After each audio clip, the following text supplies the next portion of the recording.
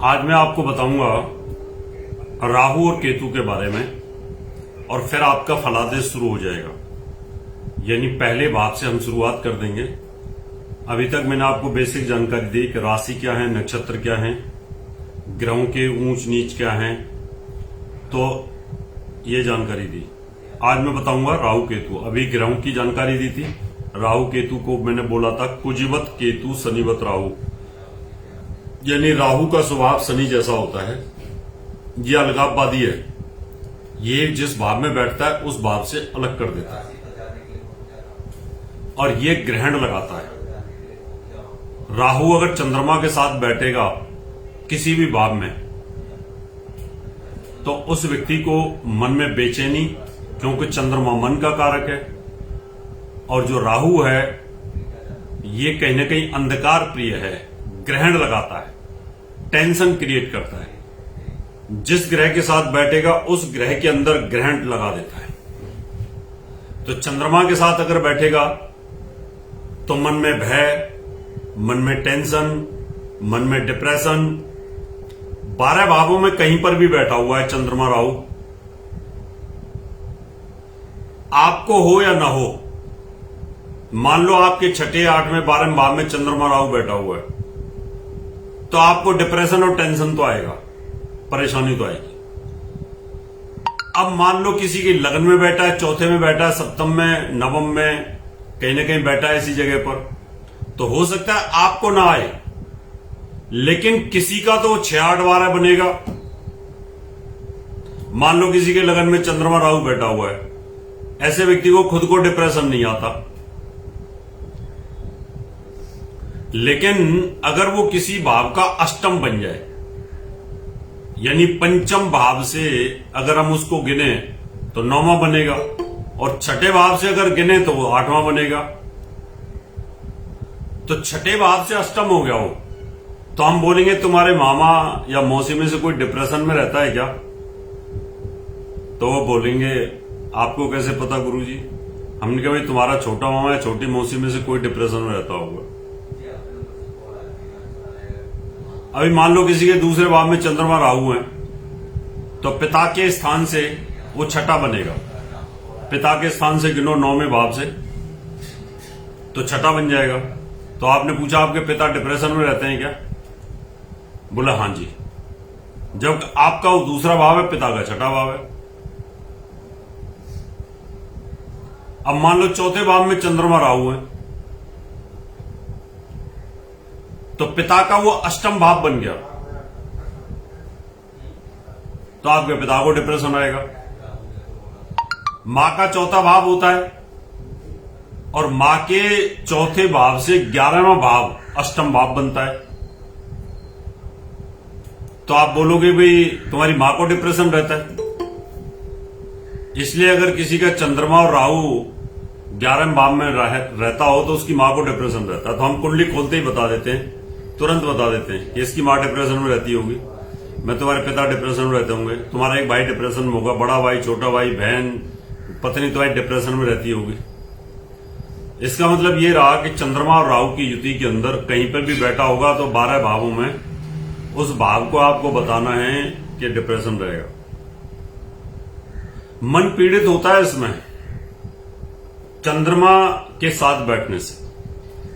अब सूर्य के साथ राहु बैठे तो सूर्य प्राण शक्ति है, आत्मा का कारक है सूर्य। चंद्रमा मन का कारक है। जब चंद्रमा के साथ बैठता है तो मन पीड़ित होता है, और मन पीड़ित होता है तो 5 इंद्रियां पीड़ित होती हैं। और जब वो बैठता है सूर्य के साथ तो प्राण शक्ति डिस्टर्ब होती है, यानी आपकी आत्मा डिस्टर्ब होती है, आपका शारीरिक स्वास्थ्य खराब होता है। वो मां का कारक है चंद्रमा, ये पिता का कारक है, तो सूर्य और राहु की युति में पिता को हार्ट की प्रॉब्लम आएगी। अब ये किसी के भी भाव में बैठा हो, प्रॉब्लम तो हार्ट की आएगी आएगी। अब आपको डायग्नोज करना है किसको आएगी। ऐसे ही अगर 6, 8, 12 के अंदर सूर्य और राहु की युति हो तो किसी किसी को तो आएगी। तो चंद्रमा के साथ भी बुरा, राहु सूर्य के साथ भी बुरा। अब राहु मंगल के साथ बैठ जाए तो अंगारक योग बनाता है। राहु मंगल के साथ बैठ जाए तो अंगारक योग बनाता है। मंगल एक्सीडेंट का कारक है। गाड़ी आप चला रहे हैं, आपकी बुद्धि को भ्रमित करेगा राहु, तो एक्सीडेंट हो जाएगा। इसलिए यहां पर आप देख सकते हैं कि राहु और मंगल की युति के अंदर अगर आप देखेंगे तो ऐसी सिचुएशन के अंदर अंगारक योग बनेगा। अब ये अंगारक योग कुछ भागों में बड़ा खराब होता है। मान लो लगन में राहु और मंगल बैठे हो तो अंगारक योग बनेगा, विवाह स्थान पर केतु बैठेगा, तो आप ये कह सकते हैं कि इसकी पत्नी की मृत्यु हो जाएगी, या ये जो लड़की है ना, ये जो कन्या है, इसके पति की मृत्यु हो जाएगी, विधवा का योग बन जाएगा। मंगल राहु सप्तम भाव में बैठे हो, लगन में केतु बैठा हो, तब भी यही योग बनेगा। आप बोल सकते हैं कि इस तरह की प्रॉब्लम आएगी। क्यों? क्योंकि मंगलिक योग भी है और राहु भी साथ बैठा है। इसलिए जिन लड़कियों के लगन में ये योग बन जाए, विवाह स्थान में ये योग बन जाए, चौथे भाव में मंगल राहु बैठे हो, तब भी ये योग बनेगा, क्योंकि मंगल की चौथी दृष्टि विवाह स्थान पे आएगी। 12वें भाव में ये योग बन जाए, अष्टम भाव में ये योग बन जाए, मंगलिक योग के साथ राहु भी अगर बैठा हो तो बड़ा खतरनाक योग बनता है। और आम ज्योतिषी बोल देगा कि कोई बात नहीं, राहु से कट गया है, शनि से कट गया है, जब उसकी स्पीड कई गुना ज्यादा हो जाती है। आजकल तो रील बनाने वाले ऐसे ऐसे पाखंडी ज्योतिषी आ गए हैं, कुछ भी बकवास करते हैं। लौंग का उपाय ले लो, इलायची का उपाय ले लो, झाड़ू के सीख का उपाय ले लो, है ना, तेल का ले लो, कुछ भी ले लो। कैसा नाटक कर दिया है, किस तरीके से लोगों को ठग रहे हैं। मुझे आपसे उम्मीद यह है कि आप आगे ज्योतिष सीखोगे सही सटीक, और इस ज्योतिष को जिंदा रखोगे। बाकी रील बनाने वाले पाखंडियों की कमी नहीं, और यूट्यूब पर पाखंडियों की कमी नहीं है, पब्लिक को मूर्ख बनाने वालों की कोई कमी नहीं है। ज्योतिष का नाश कर रहे हैं, चाहे कोई लाल किताब के नाम पर ठगी कर रहा है और चाहे वो रील के नाम पे ठगी कर रहा है, कोई सटीक नहीं बताता। मुझे तो ऐसे लगता है कि मैं कभी कभी मोबाइल पर सुनता हूं तो मोबाइल फोड़ दूं। ऐसी बकवास करते हैं कि 4 सरसों के दाने ले लो। अरे सरसों के दाने क्या कर देंगे? 4 इलायची ले लो, सिर के ऊपर से उठा के उसको बाहर कर दो, फलाना कर दो। पब्लिक को ऐसे गुमराह करते हैं और इतनी अच्छी भली ज्योतिष बर्बाद होती है। इसलिए बुद्ध के साथ हो तो मति भ्रमित, बहम की बीमारी। एक जितने भी पागल ज्योतिषी आ रहे हैं ना इंस्टाग्राम पर, पब्लिक को मूर्ख बनाते हैं। इनसे तो अच्छी ये टैरो वाली लड़कियां हैं, जो कम से कम पत्ता निकाल के बताती तो हैं कि भाई ऐसा हो रहा है। इन पाखंडी ज्योतिषियों से तो ये टैरो वाली लड़की ज्यादा अच्छी है कि पत्ता निकालती हैं, उपाय बता देती हैं। लेकिन ये तो टोटली पाखंड कर रहे हैं। इसलिए इनसे बचें, ज्योतिष को प्योरिटी पे लेके आइएगा। बुध और राहु एक साथ हों अगर कुंडली में और 6-8 12 में बैठ जाएं तो मति भ्रमित योग बनेगा। मति भ्रमित योग का मतलब होता है कि आदमी को बहम की शिकायत हो जाती है। छोटी छोटी बातों पर वो तनाव लेना शुरू होता है, टेंशन लेना शुरू कर देता है। इसलिए राहु किसी का सगा नहीं है। गुरु के साथ बैठ जाए तो चांडाल योग बना देता है। गुरु के साथ बैठने पर इसका मतलब सूर्य, चंद्र, मंगल, बुध और गुरु, 5 ग्रहों के साथ ग्रहण लगा करके कोई ना कोई नेगेटिव योग बना रहा है राहु। गुरु राहु की युति हो जाए तो बड़ा खतरनाक है। अब गुरु जो होता है 5 चीजों को प्रोवाइड कराता है, 5 भावों का कारक है वो। छठा भाव विवाह का पत्नी के लिए, स्त्री के लिए कारक है। अगर वो राहु के साथ बैठेगा तो हमारी पांचों चीजें प्रभावित हो जाएंगी, नेगेटिव हो जाएंगी।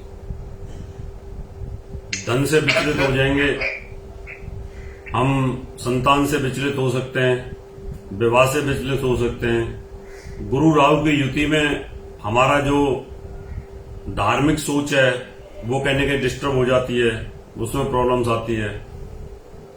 कैरियर विचलित होता है, लाभ विचलित हो जाता है। इसलिए गुरु राहु का चांडाल दोष। राहु शुक्र के साथ बैठ जाए तो दुराचार योग बनता है। अपने ही परिवार में, अपने ही ब्लड रिलेशन में कहीं ना कहीं हम रिलेशनशिप मेंटेन कर लेते हैं, चोरी छिपे, पता नहीं चलता, क्योंकि शुक्र वासना का कारक है और राहु उसमें छिपा हुआ रहता है। और राहु शनि की युति हो जाए, एक तो कड़वा, ऊपर से नीम चढ़ा हुआ, यानी एक तो शनि अलगाववादी, साथ में राहु बैठ जाए तो ये बहुत तबाही करते हैं। डबल तलाक योग बन जाता है, डबल तलाक योग। और अगर शनि की राशि छठे भाव में आ जाए कोई भी और उसमें राहु बैठ जाए तो ऐसा शनि बहुत खतरनाक हो जाता है। इसलिए राहु किसी भी ग्रह के साथ बैठ जाए अच्छा फल नहीं करता, बुरा करता है, कहीं ना कहीं ग्रहण लगाता है। केतु का इसके अपोजिट होता है।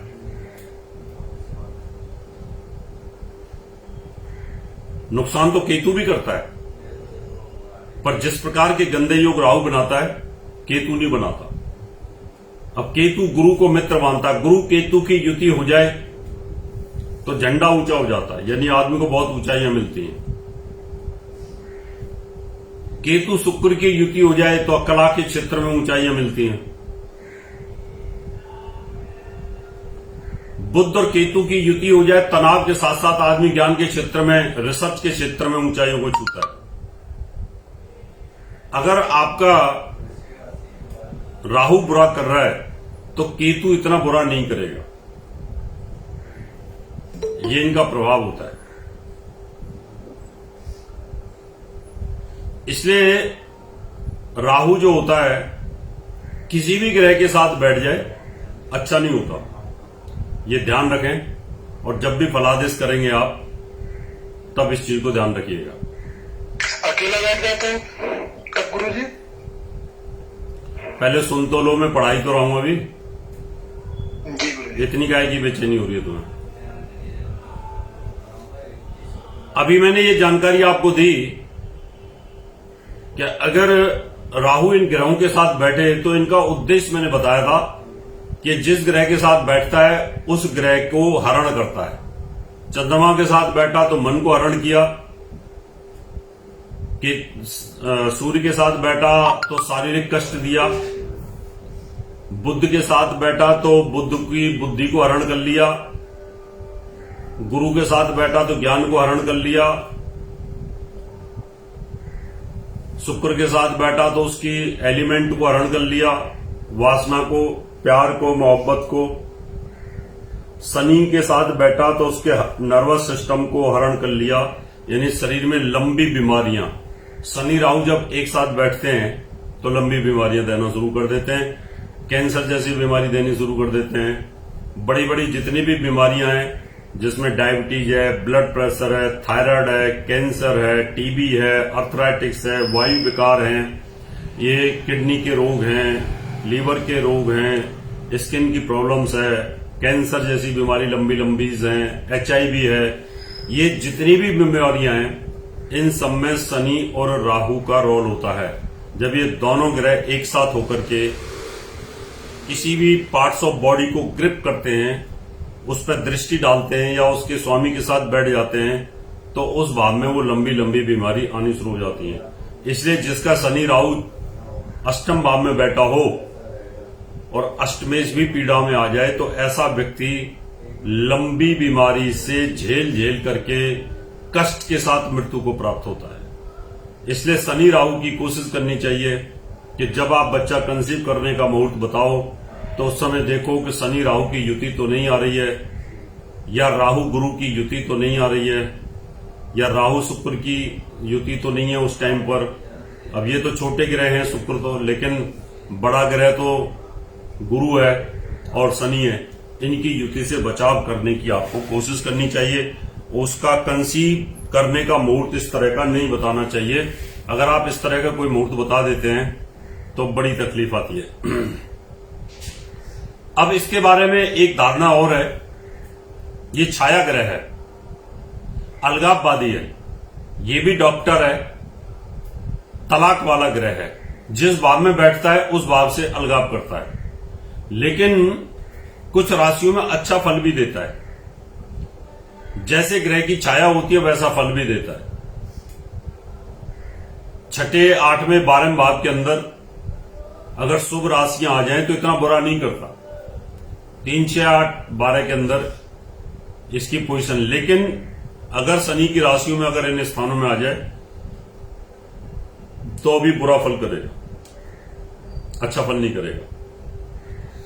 जैसे ग्रह की राशि में बैठेगा उसका फल उठाता है। मान लो कोई ग्रह इसके साथ नहीं बैठा हुआ है, मेष राशि में बैठा हुआ है तो मंगल का फल उठाएगा। ये मंगल जैसा क्रोधी और तलाक वाला स्वभाव, क्रोधी भी और तलाक, वायलेंट और तलाक लेकर के काम करेगा, क्योंकि उस राशि का फल उठा लिया है। वृष राशि के अंदर बैठेगा तो शुक्र का फल उठाएगा, शुक्र के साथ उसकी मित्रता है, तो राहु की दशा के अंदर शुक्र के प्रभाव चलेंगे। या ये जहां देखता है किसी ग्रह को उसका फल भी लेगा। मान लो इसकी 5वीं दृष्टि के अंदर बृहस्पति आ जाता है तो बृहस्पति का फल लेके चलेगा। इसकी दृष्टि के अंदर अगर मान लो शनि आ जाता है तो शनि का फल लेकर के भी काम करेगा, अलगाववादी प्रभाव ज्यादा आ जाएगा।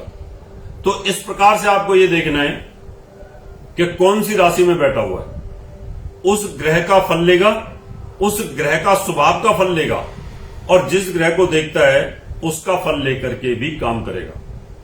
कभी कभी राहु की दशा में भी आदमी बहुत बड़ा ज्योतिषी बनता है, बहुत बड़ा ध्यानी बनता है, बहुत बड़ा कथाकार बनता है, बहुत बड़ा उच्च कोटि का भक्त हो जाता है, क्योंकि राहु हो सकता है शुभ ग्रह की राशि में बैठा हो और शुभ ग्रह को देखता हो, तो उस राशि के फल को ले लेता है। मेरे पास बहुत सारे ऐसे एस्ट्रोलॉजर पढ़े, विद्यार्थी पढ़े जिनकी राहु की दशा थी, और राहु की दशा में वो बहुत टॉप के ज्योतिषी बने।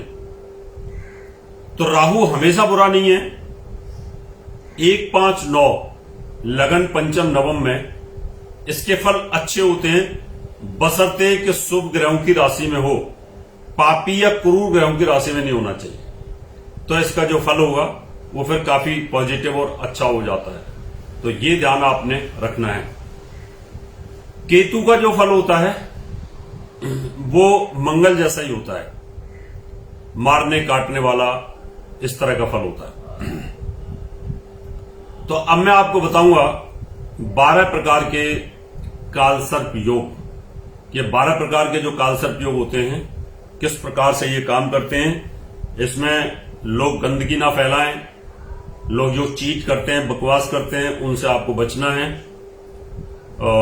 उल्टे सीधे उपाय बताते हैं, कुछ भी बिना मतलब के, जिनका कोई साइंटिफिक रहस्य नहीं होता, जिससे अंधविश्वास फैलता है और हम अच्छे भले लोग बदनाम होते हैं, वेल क्वालिफाइड लोग बदनाम हो जाते हैं। अभी मैं देख रहा हूं कि मेरे पास अभी ये 35 स्टूडेंट इस समय हैं, सब वेल क्वालिफाइड हैं, और मुझे खुशी होती है कितने इंजीनियर, डॉक्टर, पढ़े लिखे लोग जब इसको सीख रहे हैं, MBA सब सीख रहे हैं, तो इस विद्या का अच्छा प्रसार होने वाला है। ये मूर्खों से और पाखंडियों से ये निकलने वाली है, क्योंकि मूर्ख और पाखंडी इसका दोहन करते हैं। उन्होंने ज्योतिष को ठगी का लाइसेंस ले रखा है, सिर्फ इसके नाम पे लोगों को ठगते हैं। सिर्फ लौंग, इलायची, बिंदी, फलाना ढिकना, ये कर दो, गुड़, इलायची, फलाना, क्या पान का पत्ता, नीम का पत्ता, फलाना पत्ता, जो उनके मुंह में आता है, जो बकवास करते हैं। उससे क्या हो रहा है कि जो अभी मेरे यहां पूजा एक चल रही है, अभी मेरी एक पूजा चल रही है नीचे, और वो पूजा हो रही है एक अंग्रेजन औरत की, फॉरेनर, अंग्रेज। वो हिंदी नहीं जानती, वो मेरा शो देखती है यूट्यूब के ऊपर, और उस शो से इतनी प्रभावित हुई कि वो समझ सकती है मेरी बॉडी लैंग्वेज से और मेरे बताने के तरीके से समझ करके उसने एक दुभाषिया वहां तैयार किया कि मुझे इनसे बात करनी है। कुंडली दिखाई 4, दिखाने के बाद मैंने कहा पूजा होनी है आपकी, क्या था नो प्रॉब्लम। अभी उनकी पूजा हो रही है, साथ में उनका दुभाषिया भी बैठा हुआ है। मैं उनको समझाता हूं कि ऐसे करो, जल का लोटा लो, तिलक लगाओ, फलाना करो, सारे काम करके बड़ी प्रसन्न हो रही है। क्या मजा आ रहा है संस्कृत के श्लोक सुन करके। साइंटिफिक ज्ञान तो बोलेगा कहीं पर भी, लेकिन इन पाखंडियों को मुंहतोड़ जवाब जरूर देना है। जो सरसों के दाने 4 ले लो, फेंक दो, है ना। काले 3 चने ले लो, सिर के ऊपर से घुमा दो। अरे 3 चने क्या कर लेंगे, उनका कोई आधार तो होगा। 3 चने सिर के ऊपर से घुमा दो, फेंक दो 3 चने। 3 चने तो मैं करोड़पति बना देंगे। अब ऐसे गधों से पूछो कि 3 चने करोड़पति बनाए, तो आढ़तियों के पास में तो हजारों चने पड़े होते हैं, लाखों चने पड़े होते हैं, और तो बेचारे कर्ज में डूबे पड़े रहते हैं। तेरे 3 चने से जरूर करोड़पति बन जाएगा। ऐसे पागल बना रहे हैं रील के नाम पर, इनको जवाब जरूर दो। सुबह पान का पत्ता खा के निकलो, आपके काम सारे बन जाएंगे। ले लो भाई, काम करो मत करो, पान का पत्ता चबा लो, पनवाड़ी के यहां से जाके काम ही हो जाएगा तुम्हारा सारा। तो ऐसी चीजों से ना ज्योतिष बदनाम हो रही है, इनसे बचने की आपको जरूरत है। अभी मैं बताऊंगा कालसर्प योग। लोग बोलते हैं कालसर्प योग का जिक्र नहीं है, कुछ कटाक्ष करने वाले लोग होते हैं, तो उनको भी मैं बताना चाहता हूं। राहु केतु का अस्तित्व बहुत पहले से है, आज से नहीं है। महाभारत के टाइम पर भी ग्रहण काल था, जब भीष्म पितामह ने कहा कि भाई इस बार एक ही तिथि, एक ही नक्षत्र, 2 नक्षत्र 2 तिथि और उसके बीच में ग्रहण पड़ रहा है तो बड़ा अशुभ होगा, प्रलय आएगी, तो बहुत बड़ा नुकसान हुआ। तो ग्रहण काल तो बहुत पहले से है। लगन से और सप्तम भाव, लगन में राहु बैठा हो, सप्तम भाव में केतु बैठा हो, दूसरे तीसरे चौथे पांचवें छठे भाव में कोई भी ग्रह ना हो, सारे ग्रह राइट साइड पर हों, तो इस कालसर्प योग को बोलते हैं अनंत नाम का कालसर्प योग। इसका दुष्प्रभाव हमारे वैवाहिक जीवन और हमारी हेल्थ पे आता है, क्योंकि राहु लगन में बैठा है तो हेल्थ को प्रभावित करेगा, केतु विवाह स्थान पर बैठा है तो विवाह को प्रभावित करेगा। इसको बोलते हैं अनंत नाम का कालसर्प योग। दूसरे भाव में राहु बैठा है, अष्टम भाव में केतु बैठा हुआ है, तीसरे चौथे पांचवें छठे सातवें भाव में कोई ग्रह नहीं है। इसको बोलते हैं कुलिक नाम का कालसर्प योग। इससे धन का नाश होता है और आयु को खतरा रहता है, चोट एक्सीडेंट से मृत्यु। सभी 12 प्रकार के कालसर्प योगों के अलग अलग प्रभाव होते हैं।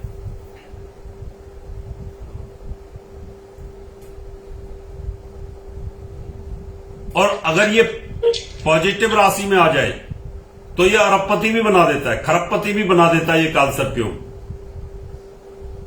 तीसरे भाव में अगर हो राहु और 9वें भाव में केतु हो तो वासुकी नाम का कालसर्प योग होता है। इस कालसर्प योग से छोटे भाई बहनों का सुख, दोस्तों का सुख नहीं मिलता, पिता का सुख नहीं मिलता। अल्पायु में पिता की मृत्यु, छोटे भाई बहनों की मृत्यु हो जाती है। अगर इसी कालसर्प योग में शुभ ग्रहों की राशियों में कालसर्प योग बनता है, ये जो मैं 12 प्रकार के कालसर्प योग बना रहा हूं, बता रहा हूं आपको, ये 144 प्रकार के हो जाएंगे रिसर्च के अंदर। एडवांस एस्ट्रोलॉजी कोर्स और जो पीएचडी कोर्स होते हैं, रिसर्च के कोर्स होते हैं, उसमें 144 प्रकार के हो जाएंगे ये। लेकिन अभी फिलहाल आपको मैं 12 प्रकार के समझा रहा हूं। चौथे भाव से और 10वें भाव से बना हुआ कालसर्प योग जो होता है, इस कालसर्प योग में हम जवानी पे संघर्ष करते हैं, पुलिस केस मुकदमे में उलझे रहते हैं, आजीविका के लिए संघर्ष करते हैं, कैरियर के लिए संघर्ष करते हैं। पंचम भाव में राहु और 11वें भाव में केतु बैठा हो, चौथे भाव में जो कालसर्प योग बनेगा उसको बोलते हैं शंखपाल। पंचम भाव से बनने वाले को बोलते हैं पदम। इससे संतान सुख में दिक्कत आती है, बड़े भाई के सुख में कमी आती है। छठे भाव में राहु बैठा हो, 12वें भाव में केतु बैठा हो, तो ये महापदम नाम का कालसर्प योग बनता है। हम दुश्मनों से घिरे रहते हैं, जीवन भर पुलिस के इस मुकदमे में उलझे रहते हैं, झगड़ा फसाद चलता रहता है, बीमारियों से उलझे रहते हैं। सातवें भाव में राहु और लगन में केतु बैठा हो और सारे ग्रह लेफ्ट साइड में हो, तो इसको बोलते हैं तक्षक नाम का कालसर्प योग। इसमें पत्नी से अलगाव, पति से अलगाव, विवाह का सुख नहीं मिलता। और जबकि अनंत नाम के कालसर्प योग में पत्नी की मृत्यु या पति की मृत्यु या विधवा योग आ रहा था, लेकिन इस वाले कालसर्प योग के अंदर तक्षक नाम के कालसर्प योग में अलगाववादी जैसी स्थिति बनती है। अष्टम भाव में राहु बैठा हो और दूसरे भाव में केतु बैठा हो तो लंबी बीमारियों से मृत्यु होती है। इसको बोलते हैं कर्कोटक। विष एक तरह से शरीर में जहरीली बीमारियां बनती हैं। नौवें भाव में राहु और तीसरे भाव में केतु बैठा हो, इसको बोलते हैं शंखनाद।